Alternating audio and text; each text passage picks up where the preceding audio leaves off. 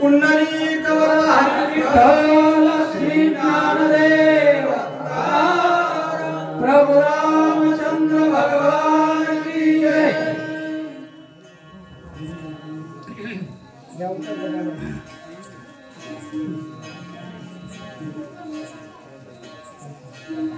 ऐका तर खरं की विषयच काय सांगायचं किती मस्त जास्त वडात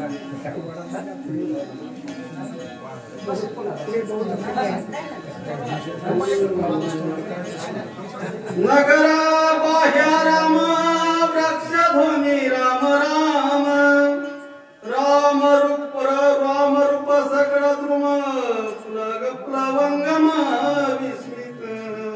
सर्वत्र नत्वर संत वृक्ष जे आहेत ते सुद्धा आणि रामनामाचं चिंतन करू लागलेले आहेत। असं पाहिल्याबरोबर हनुमंतराला नवल वाटू लागलं। दिशा दुमदुमती रामे त्राण गोंधली राम नामे वायू गरज राम नामे ओम रामे गोंधले। सर्व पूर्ण म्हणजे गवत, गवतापासून सर्वांमध्येच महाराज ते चैतन्य व्यापक असल्यामुळं आणि हनुमंतराला अनुभूती येऊ लागली। आणि व्योम गरजे राम नामे, व्योम म्हणजे आकाश, आकाशामध्ये सुद्धा आणि सर्वत्र राम नामाचा ध्वनी येत आहे अशी अनुभूती येऊ लागली। सत्संगे धरा सदरा भूते वागविते निरंतर सांडोनी कठिनत्व प्रकार मृदू अरुवार स्वय झाली। धरा नामे पृथ्वी, पृथ्वीचा गुण कसा आहे? कठीणत्व असणार। आपल्या शरीरामध्ये जेवढा पृथ्वीचा कठीण भाग आहे तो भाग आहे महाराज, तो सुद्धा कठीण भाग आपल्या कठीणत्वाच्या स्वरूपाला विसरली आणि मृदू झाली। आणि मृदू झाल्याच्यामुळं बाह्य सांगतात संपूर्ण भूतांचा भार पृथ्वी आणि वाहू लागली। सत्संगती वलवली अति शांती धरेसी आली एकात्मता विस्तरली वर्ता लागली अविरुद्ध। सत्संगती, सत्संगती म्हणजे नेमकं काय? संत संगती वेगळी आणि सत्संगती वेगळी बरं का। असं म्हणजे एकावरती अनुस्वार आहे आणि एकावरती अनुस्वार नाही। सत्संगती तुम्हाला सर्वांना सताची संगत आहे पण तुम्हाला त्याची फक्त काय नाही जाणीव नाही महाराज। सत, सत शब्दाचा अर्थ होतो तीन काळामध्ये ज्याचं अस्तित्व आहे, भूत भविष्य वर्तमान। आत्मा पूर्वी होता, आता आहे आणि पुढे सुद्धा आहे। त्याचं जे ते असणार विशेषपूर्ण वैशिष्ट्यपूर्ण गुणधर्म त्याला सत असं म्हणतात। आणि त्याच्या संगतीमध्ये जो राहतो त्याला सत्संगती। चला, सत्संगती झाली जीवना विसरोनी अधोगमना ऐक्यव्रती सकळ जनाती स्वादन मधुरत्वे। आता असे अध्याय जे असतात ते असे अध्याय मुद्दामून ऐकायचे असते शांत निवांत रीतीनं, तरी धावतगार असते महाराज। ग्रंथकार सांगतात सत्संगती प्राप्त झाली जीवना, जीवन म्हणजे पाणी, अलग लक्षात। पाण्याला स्वतःची संगत झाली। आता याचा समन्वय लावायचा कसं? ते रामायण मुळामध्ये अध्यात्म रामायण वाटत। अध्यात्म रामायण म्हणजे तुमचं जे शरीर आहे, डायरेक्ट तुम्हाला सांगतो थोडक्यामध्ये, तुमच्या शरीरामध्ये वाहणारं जे पाणी आहे तिकून तिकून त्याला विनाकारण बाहेर जावं की नाही? पण नाही महाराज, तुमच्या इच्छेशिवाय ते बाहेर पडत नाही। अरे का लक्षामध्ये तुम्हाला हे जर आलं तुम्ही गेलात तर अन्यथा जाईल का ते?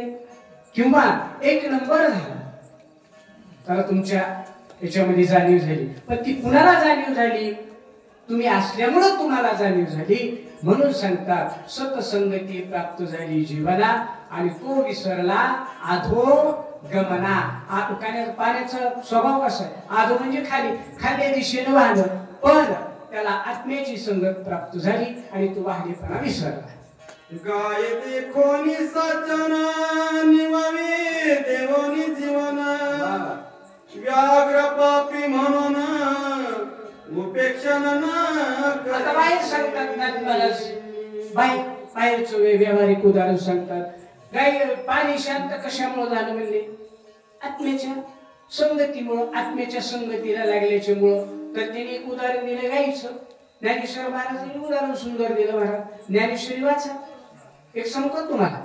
हे रामायण ग्रंथ, रामाची कथा सांगणारा भागवत ग्रंथ. मला ज्ञानेश्वरी चिंतन ठेवायचं होतं महाराजांच्या सप्त्यामध्ये. काय लोक कोणाला नाना दिसू लागलं, म्हटलं काय हरकत नाही, जाऊ द्या. भागवत ग्रंथ भगवान गोपाळ कृष्णाचं चिंतन करणारा आणि ज्ञानेश्वरी असा एकमेव ग्रंथ आहे. तुमचं चिंतन त्याच्यामध्ये सांगितलंय. तुमच्या कथा येतात का प्रत्येकाच्या? बघा ज्ञानेश्वरीचं चिंतन करू. प्रत्येकाला वाचत असताना वाटतंय की मलाच बघून लिहिले अरे लक्षात. त्याच्यामध्ये ज्ञानेश्वर महाराज कोबी लिहितात, गायीची तृषा हारू का व्याघ्रावी शोभून मारू हे नेनी चिरा करू तोय जैसे. पाणी आहे ना पाणी, गाई जर पाण्यावर आली, पाणी म्हणते का गाय तू फक्त मला पी, आणि वाघ आला त्याला म्हणते नको तू हरणीचं पिलू मारून आलास, मी तुझ्या पोटात जप नाही असं म्हणतं का पाणी. कुणाच्याही बाबतीत त्याच्यामध्ये काही द्वेष भाव नाही. आता न द्वेषम न द्वेष्टी न कांक्षती न शोचती असा जो आत्म्याचा गुणधर्म आहे किंवा संताचा गुणधर्म आहे, कुणामुळे आला? आत्म्यामुळे. अमुळामध्ये आत्म्यात गुणच नाही, जाऊ द्या ते लोक सांगित बसायचं पुन्हा पाड आधीच ऑर्डर आली लवकर आत्मा म्हणून. आत्म्यामध्ये एकही गुण नाही, पण त्याचा गुण म्हणले याला म्हणून आत्म्याला निर्गुण म्हणतात. यश गुणं न विद्यते तस्य उच्यते निर्गुण. पण आत्म्याच्या ठिकाणी पाण्याच्या गुण आल्यामुळं आणि तो व्यवस्थितपणे कार्य करू लागला. चला तेजासी होता सत्संगती आकर्षून दाहक शक्ती स्वयंप्रकाश सर्वभूती त्रिजगती माझी विचारे. आता त्रिजगती माझी विचारे अग्नीबद्दल सांगतात बरं का. अग्नीबद्दल अग्निदेवता दाहकपणा आहे महाराज तिच्या ठिकाणी, पण दाहकपणाला अग्नी विसरला आणि आत्म्याची संगत लागल्याच्यामुळं तुमच्या पोटामध्ये राहून सुद्धा प्राणापान समायुक्ता पचाम्य अन्नम चतुर्विधम. प्राणापानाच्या जोडवाती फुंकुन्या अहोराती आटी तसे नेनो किती उदरा माझी. तुमच्या पोटामध्ये खाल्लेलं साधं उदाहरण आहे का नाही महाराज? वेदांत लय वगैरे महाराज सोपा कळायला, पण कळत नाही. लोक कळून घ्यायचा प्रयत्न करत नाहीत. अग्नी बाहेर पळतो महाराज आणि पोटात पळतो का नाही ना पळत. पंचमहाभूताचं बघा बाहेर किती वाकडे. अग्नीचं पाण्याचं 36 साखरा दुसऱ्या अध्यायामध्ये होऊन गेलंय ते बरं का. बाहेर पाय सगळ्याच वाकडे, पण या शरीरामध्ये सर्व अगदी गुन्ह्या गोविंदाला नांदतात. कुणामुळं? कंट्रोल आहे महाराज कुणाचं तरी त्याच्यावर. कुणाचं कंट्रोल आहे ते तुम्हाला कळतंय. स्वयंभू तुमचं कंट्रोल आहे. चला जाने प्रकाशिने निजग्रही त्यासी प्रकाशाहुने नाही पारका चोरू आल्या पाही प्रकाश त्यासही तैसाची. आता एका शब्दावर बोलत राहिले तरी भरपूर लाभ होते बरं का. पण एक 2 शब्दाबद्दल सांगतो याच्यामध्ये महाराज. ज्याने प्रकाशिले निज गृही. चांगला आहे का? थोडं काय का महाराज. ज्याने प्रकाशिले निज गृही. निज म्हणजे स्वतःच आणि घर म्हणजे कोणाचे हे घर, कोणाचा हा देह. हे देह कोणाचा तुम्हाला कळत नाही का? आणि मग तुमच्या देहाचं प्रकाशन कोण करतो? हा तुम्हाला भूक लागली कोण सांगते? आम्ही सांगतो का तुम्हाला भूक लागली? तुम्हाला आणखीन काय करायची इच्छा झाली, समजा पुती वाचायची इच्छा झाली, हरिपाठ घ्यायची किंवा पेराय जायची इच्छा झाली, कोण करतंय? तुमची तुम्हाला. म्हणजे प्रकाशिले स्वगृही. मग आता तू संपूर्ण जगाला प्रकाशित करणार नाही का? प्रकाशन शब्दाचा अर्थ सांगतो तुम्हाला. तुमचं तर तुम्हाला प्रकाशन होतच आहे, मी आहे फलाना म्हणून बरं का. पण संपूर्ण विश्वाचं सुद्धा प्रकाशन तुम्हाला होते बरं का. एक वेदांतामध्ये एक शब्द बरं का की सूर्य सर्व विश्वाचं प्रकाशन करतो, पण आत्म्याचं प्रकाशन करण्यासाठी इज इम्पॉसिबल. तो असमर्थ आहे. तो स्वतः आत्म्याचं प्रकाशन करू शकत नाही, पण तुम्ही आत्म्याचं सूर्याचं प्रकाशन करता. मला सूर्य उगवला हे कुणाला कळतं? सूर्याला माहिती का तुम्ही उठलात म्हणून? पण तुम्हाला माहिती का नाही सूर्य उगवला? याचाच अर्थ सूर्याचे प्रकाशक तुम्ही. आणि पुन्हा तुम्ही म्हणता आमचं काय खरंय, आम्हाला काय कळतंय, आमचं काय खरंय. अरे जे खरंय ते तुमचंय, आणि जे काही खरं नाही का ते शरीर खरं नाही ते तुमचं नाही, आणि जे शेष शिल्लक आहे सर्व जाता वजाबाकी होता जे शेष आहे का ते शिल्लक आहे ते शेष जो ग्रहण करतो त्याला शिष्य असं अर्घ लक्षात ज्याला शेष पंच महाभूतातून गेलेलं ग्रहण करता आलं त्याला शिष्य म्हणावं आणि ते या ठिकाणी ग्रंथकार स्पष्टपणाने सांगतात जे प्रकाशिले निजग्रही तो संपूर्ण विश्वाला सुद्धा प्रकाशित करतो चला वायू सत्संग लाभला चपळते पुणे विसरला योगी सरा भेटला निश्चळ झाला निजरूपी वायूबद्दल सांगतात बरं का उजाणकर मंडळी बोलायचं असते वायू चंचलपणा ते विसरला आणि पुढच्या वर जास्त भर द्यायचा शब्द शब्दावर भर असतं बरं का रामायण ज्ञानेश्वरी अमृतानुभव पंचदशी सिद्धांत बोध वगैरे जे ग्रंथ आहेत का एक शब्द किंमत आहे बरं का हे काय म्हणतात बरं का वायू चंचलतेला विसरला आणि पुढाकडे आला म्हणजे माहिती का योग याचं सांगतात बरं का उदाहरण ते दुसरे बाहेरचं नाही तुमचा आमचा नेहमी चालणारा 21,600 किती वेळा पळवतो बघा पण तुम्ही हाट योगाला जर प्राण धारणा केली इडा पिंगला एकवटती साही चक्रांचे पदर सुटते जाऊ त्या प्राणायामावर जर तुम्ही कंट्रोल केलं तर तो चंचल असलेला प्राण कुंभकाद्वारे स्थिर होतो आणि कुंभकाद्वारे स्थिर झालेला तो प्राण महाराज तुम्हाला तुमचं स्वरूप दाखवतो त्याला योग वाशिष्ठामध्ये चिदाकाश म्हटलेलं आहे हे राघवा स्थिरम चिदाकाश यस्य राघवा हे प्रभू रामचंद्र तुला स्थिर व्हायचं असं तर चिदाकाशामध्ये स्थिर हो चिदाकाश कशाला म्हणायचं महाराज ज्या वेळेला पहिला विचार संपून गेला दुसरा विचार निर्माण झाला नाही मधली अवस्था त्याला बांध असं म्हणतात त्याला साधा असं म्हणतात तुकाराम महाराजचा अभंग आहे आनंद तो विलसत असे संधी माझी संधी म्हणजे ती बर का आणि योग्याला तो चंचल असलेला प्राण योग्याच्या मनावर शांत झाला की मोक्ष स्वरूपाला प्राप्त करून देतो विचार्य तरी सर्व देही पर्यासक्त नव्हे काही सुवास दुर्वास न मने काही निसंग पाही विचार हा वायू आहे सर्वांच्या हृदयामध्ये वास करतो बरं का प्रत्येकाच्या गायीपासून ते प्रत्येक प्राणी मात्रापर्यंत अब्रह्म भुवन स्तंभ पर्यंत सर्व प्राणी भागवत बघा तुम्ही माहिती असेल तुम्हाला भागवतामध्ये होईल बरं का अब्रह्म भुवन स्तंभ पर्यंत जे जे प्राणी ते ते विकारवंत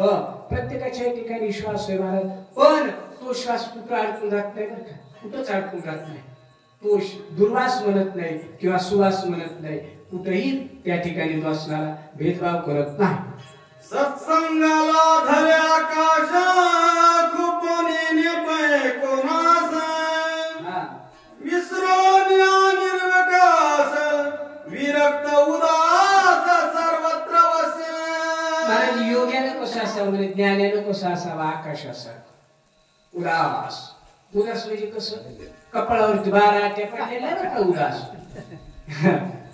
यस्य अंतकरणस्य न आसव तर किंचित करूते ज्याच्या अंतकरणामध्ये काही करण्याची आशा किंवा आस रहित असणारी जी वृत्ती आसक्ती रहित असणारी वृत्ती तिला उदास असं म्हणायचं किंवा उदास शब्दाचा खरा जर व्याकरणातून अर्थ सांगितला उ शब्दाचा अर्थ ऊर्ध्व आणि आस म्हणजे इच्छा जी इच्छा तुम्हाला ऊर्ध्व गतीला म्हणजे कुठं वरी वरी म्हणजे बसवण्यात नाही म्हणायचं ऊर्ध्व म्हणजे तुम्हाला असणार उच्च अवस्थेला घेऊन जाते त्या अवस्थेला उदास असं म्हणावं आणि त्या अवस्थेमध्ये स्थिर अकोल्या निज शरीरी शीत उष्ण प्रजन्यधारी नलिंपे काही विकारी सत्संग थोरी एवढी या आकाशाचं वर्णन सांगतात महाराज तिथं असणारा कोणत्याही प्रकारची आसक्ती आणि चांगला वाईटाचा स्पर्श नाही चला ऐसे नगराव घेती संता श्री राम भजनी रता धन्य भक्ती प्रतापे भरत सौभाग्यवंत नंदत अशा प्रकारे नाथ महाराज सांगतात की असं नगर आहे आणि त्या नगरामध्ये आणखीन एक शब्द वापरला बरं का ते कोण नांदते म्हणून सांगतात. फार एका शब्दाला किंमत आहे बरं का. मला शब्दाचा जास्त म्हणजे चिंतन करण्याचा नाद आहे लहानपणापासून. अगदी 80 नगरी सौभाग्यवंत नांदती. कुणाला कळो येईल म्हणजे कळो येईल भाग्यवंता.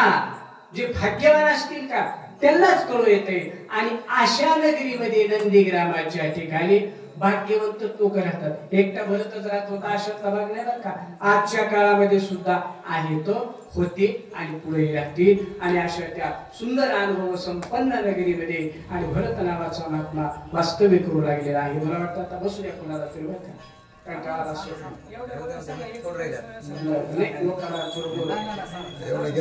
कोणाही नाही दुर्दशा कोणी नव्हती हिन मानसा. श्रीराम भजने उल्हासा सावकाश नांदती. आता या ठिकाणी म्हणजे भगवंताच्या चिंतनाचं थोडस महत्व सांगितलेलं आहे. महाराज भाग्यवंत म्हणून जया शरण गेली पंढरी राया. भाग्यवंत कुणाला म्हणावं? जे भगवंताच्या पाठीमागे लागतात का त्यांना भाग्यवंत म्हणावं. भाग्यवंत हेच काम. हा. आणि शंकराचार्याला एक जणांनी विचारलं बर का की दुःख कशाला म्हणावं, दुःख काय? तर शंकराचार्यांनी उत्तर दिलं मुळामध्ये मनुष्य जन्माला येणं सगळ्यात मोठं दुःख आहे. चला बघा आता म्हणजे कृपण कुणाला म्हणावं, कृपण कुणाला म्हणावं. बृहदारण्यक उपनिषदामध्ये सुंदर व्याख्या आहे. आता सांगत बसत नाही लांबच. पण कृपण कुणाला म्हणावं त्यांनी सांगितलंय जो या मनुष्य देहाला जन्माला येऊन सुद्धा या आत्मस्वरूपाला जाणत नाही त्याच्यासारखा शंकराचार्य सांगतात कृपण जगामध्ये कुणी नाही. आणि मग ज्यांनी जाणलं ते भाग्यवंत. आणि असे भाग्यवंत त्या भरताच्या सानिध्यामध्ये आहेत. बुद्धिमय कमोहरा करणे अक्षरांचे खरे नाणे. जैसे देणे तैसे घेणे कोणाही उणे असे ना. काय शब्दाची प्रयोजन आहे महाराज. काय कंपोजिंग बघा शब्दाची वाक्यरचना खूप महत्वाची आहे. काही असो खडे टाकी टाकीत लिहिले असो नाही. काय लिहावं घंटाभर विचार करायचं पुन्हा वाक्य नाही महाराज. उत्स्फूर्तपणे सहज ऑटोमॅटिकली बाहेर आलेले वाक्य बरं का. अनुभव आहे आतमध्ये आलेला आत्मानंदाचा. ग्रंथकार वर्णन करतात महाराज आत्मानंद कसा झाला महाराज. हे तिथे बोलवू एकदा घे होतो.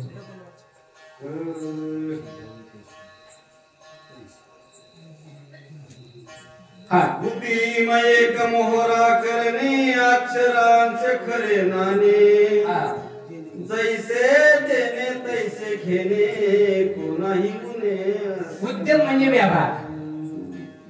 आता व्यवहार कसा करावं म्हणले एकच द्यायचं एकच घ्यायचं. म्हणजे एकाबद्दलच बोलायचं आणि एकाबद्दलच सांगायचं.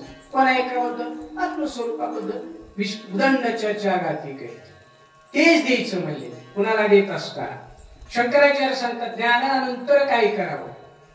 शास्त्रकार सांगतात का ज्ञानानंतर काय करावं की बाबा तत्चिंतनम तत्कथनम अन्योन्यच तत्प्रबोधन.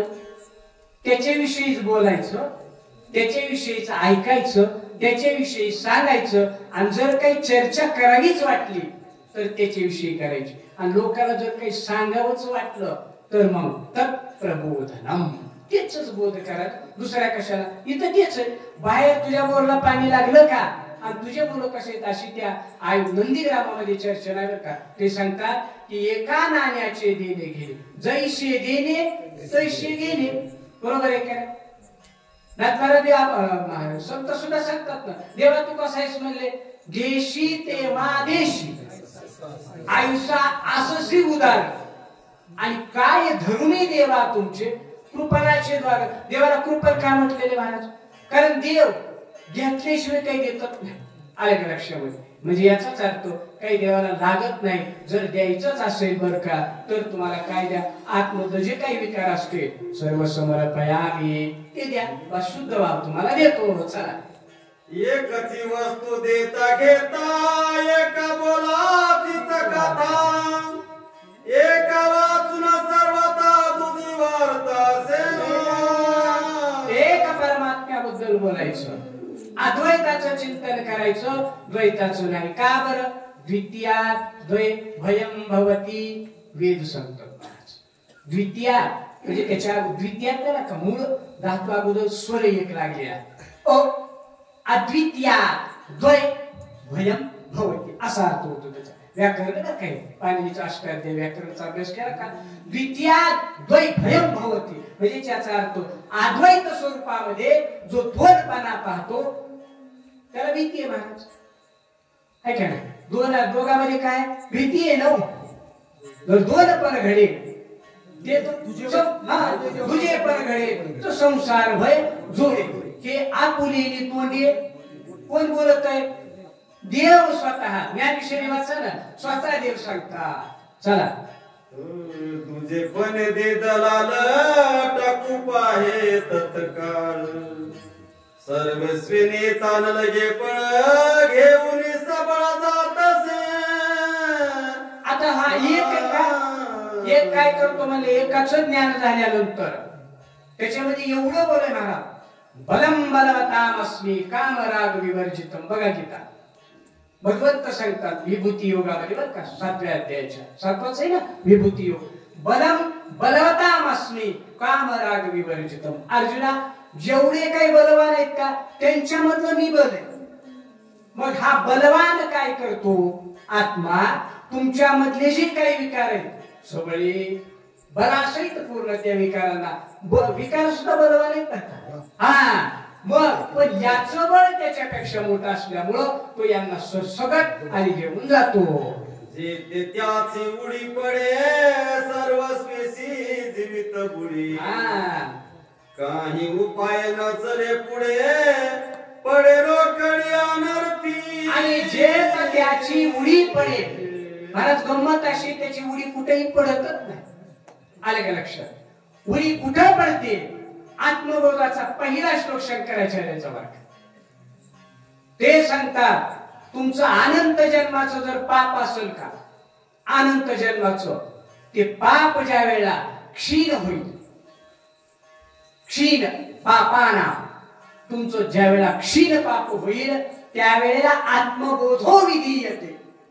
तरच आत्म्याचा बोध होतो आणि तिथंच उडी पडते बरं का त्याची. ज्ञानेश्वरीमध्ये भरपूर ओळी आहेत.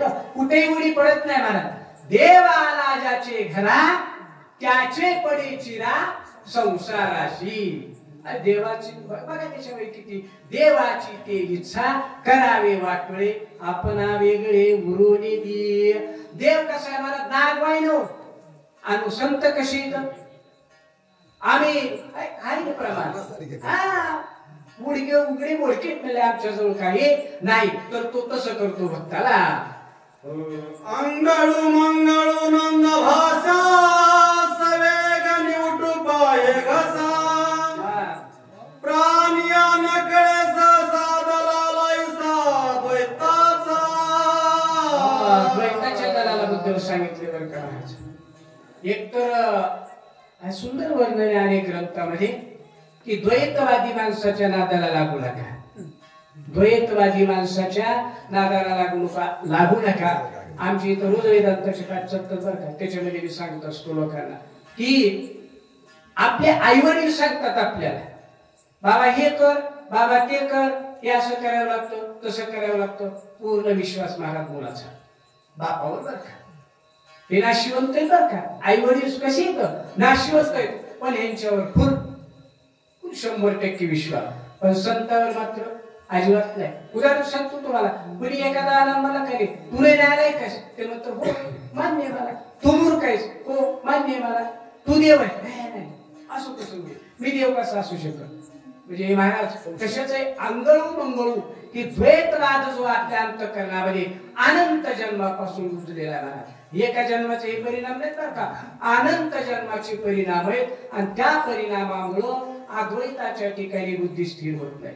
बुद्धीचं लय महत्व बरं का महाराज. सांख्यशास्त्र काय तो पिलाचं ती सांख्यशास्त्र बघा तुम्ही महाराज. त्याच्यावर सांख्यकारिका गोडपादाचार्याने लिहिली. इतकं सुंदर वर्णन आले त्याच्यामध्ये.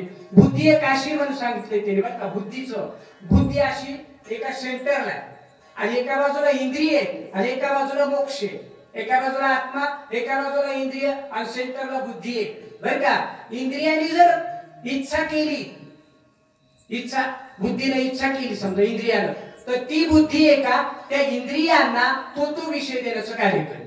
तुमच्या मनामध्ये स्त्री भोग निर्माण झाली इच्छा, बरोबर स्त्रीची पूर्तता. तुम्हाला रसना इंद्रिया पाहिजे असं बुद्धीमध्ये भाव निर्माण झाल्याबरोबर ती रसना तुम्हाला देते. सांख्यकार कपिल महामुनी सांगतात ती बुद्धी जर आत्मस्वरूपाकडे वळवली तर ती बुद्धी तुम्हाला मोक्ष देते.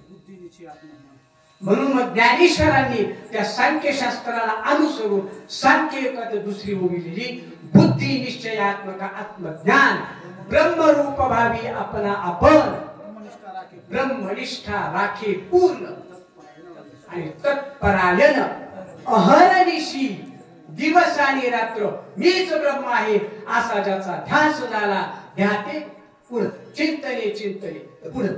तुका म्हणे आई जेवी धुरेची वेगळी अशी अवस्था. आणि द्वैतवादाचं जर ऐकलं का मग मात्र आयुष्यभर फरक पडत. चला भरत नगरी लोक चतुरा स्वय उदमी एकांगवीरा होता द्वैताचा संचार प्रतिसत्वरची. आणि अशी माणसं काय म्हणतात माहिती का, आमचं पोरगले बोल आहे कसे, त्याला संसार काही कळतच नाही. अरे संत त्याला चतुर म्हणतात, चतुरागा तू शिरोमणी गुण लावण्याची खाली. ज्याला आपलं हित कळतंय ना, चला व्यवहार मी सांगतो तुम्हाला. एखाद्याचा मुलगा लय हुशार असला का ते बाप म्हणतो लय चतुर आहे, कसं काय, त्याला दुसऱ्याचं सगळ्याचं आपलं कसं करायचं कळतंय, त्याला चतुर म्हणतात. मग त्याला काय कळतंय, आपलं हित कळतंय. आणि श्रेष्ठ हित जे आहे आपुलिया हिता जो असे जागता, मग त्याला चतुर नाही म्हणत काय म्हणत. व्यवहारात जर तुम्ही स्वतःचा पोट भरणाऱ्याला हुशार म्हणत असतात, चतुर म्हणत असतात, आमची संत सांगतात जो स्वतःच हित साधतो तो सर्वात चतुर. म्हणून सांगतात त्या नगरीमधले प्रत्येक जण चतुर आहेत महाराज. कशाबद्दल चतुर आहेत, आपलं स्वतःच कल्याण कृत कल्याण कसं होईल, कृतकृतेन आपल्या जन्माचं कृतार्थता कशामध्ये होईल याच्यामध्ये चतुर आहे. एक एक उदिमाईसा कळे सगळे आकाश द्वैताची ते कोण दशा परम परेशा एक एक उदिम म्हणजे एका एका व्यक्तीचं त्या ठिकाणी वर्णन केलं. असं त्यांच्यामध्ये सामर्थ्य आहे. द्वैताची कोण भाषा, द्वैतवादच नाही महाराज. प्रत्येक जण परम परेशा विनटले. विनटले म्हणजे एक रूप झाले बरं का. आलिंगन वेगळं, मिठी वेगळी आणि एक रूपता वेगळी. आलं का लक्षात. मिठी मी कधी कधी सुटू शकत नाही बरं का. परमात्म्याशी जर आलिंगन वेगळे, आलिंगन कदाचित गुदगुली केली तर सुटू शकतो आलिंगन, पण मिठी आहे का मिठी सुटत नाही बरं का. तुकाराम मला सांगून घ्या बघा, प्रेम रसे वैसली मिठी.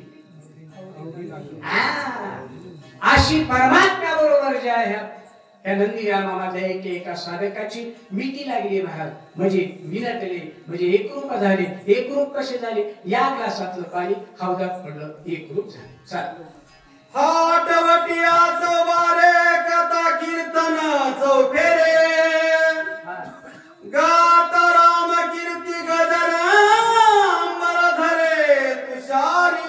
आता कुठं मला एक जरा सांगून घ्या, भगवंताच्या नाम चिंतनाला स्नान संध्या दिवस रात्र काही आवश्यकता नाही. हटो वाटिया चौबारे म्हणजे गल्ली बोळ असं चौपाटा असं काही कुठं नाव घ्यायची कुठंही सगळीकडे दुमदुमून महाराज. कारण तोच व्यापलेला सगळीकडे काय त्याला.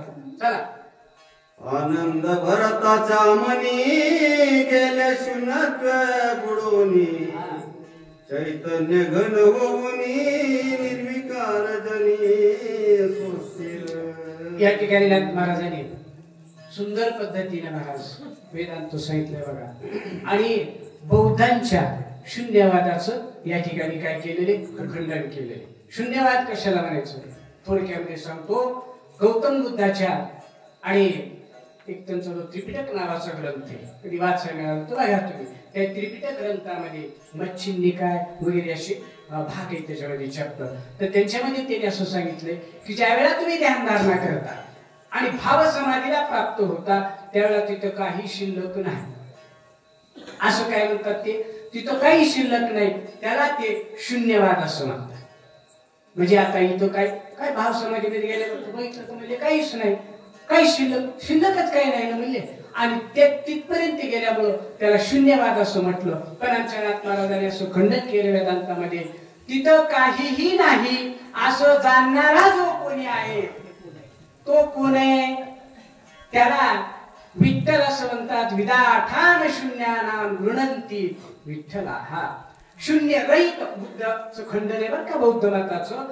शून्य रहित स्थानाचं ग्रहण करणारा जो कोणी असेल त्याला विठ्ठल असं म्हणतात. विदाठान शून्यानाम गृणंती. शून्यानाम शून्याचं, शून्यानाम पंचमीमध्ये जायचं. शून्याचं ग्रहण करणारा विठ्ठल किंवा विस्तारलेला, ठसावलेला आणि परत विस्तारून ठसून सगळ्यामध्ये पुन्हा लोय पावलेला विठ्ठल जडी स्थळी भरला. चला गरजता राम नामे कल्लडे गगन्याव घेती महुरले मोक्ष फळी लगडून आले एके झाले हरिरंगी. आता गगनी, गगनी म्हणजे कुठं? आकाशामध्ये. आकाशामध्ये म्हणजे कुठं? वर नाही बरं का, ह्याला आकाश म्हणते बरं का, ह्याला आकाश.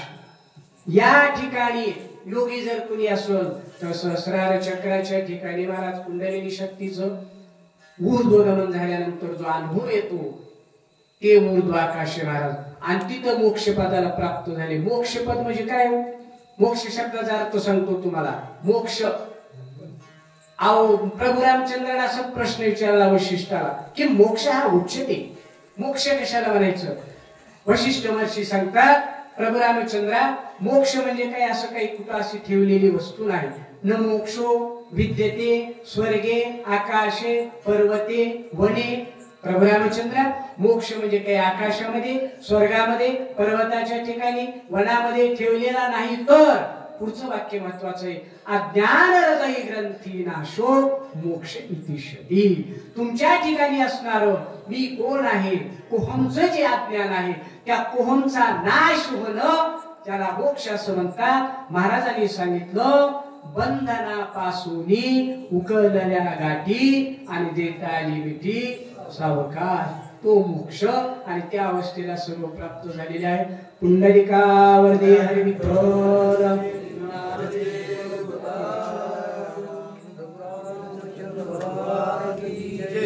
महादेव महाराज दळवे दिंद्रोडकर आणि हनुमान महाराज ठोंबरे दिंद्रोडकर सूचक